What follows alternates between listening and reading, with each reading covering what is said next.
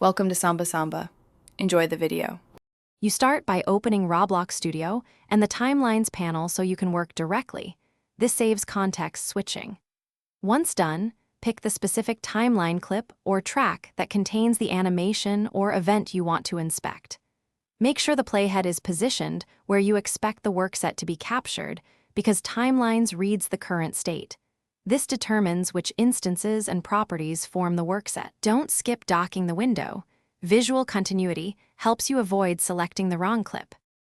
Now you extract the workset. Right-click the clip or the track inside Timelines and choose the Extract or Export Workset command. This captures the instances and their keyed properties. Make sure to pick the correct scope, whole clip versus current frame, because that controls whether you get a single snapshot or the full animated set.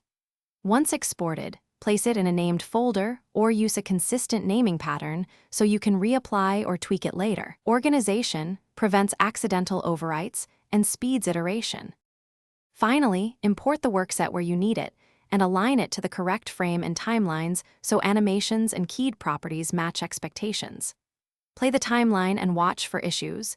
Constraints, scripts, or unlinked references often break visual fidelity.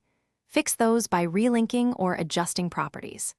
If the workset doesn't behave, re-extract at a nearby frame or enable plugin debugging to expose missing instances. This helps you pinpoint whether the problem is timing, scope, or a missing dependency.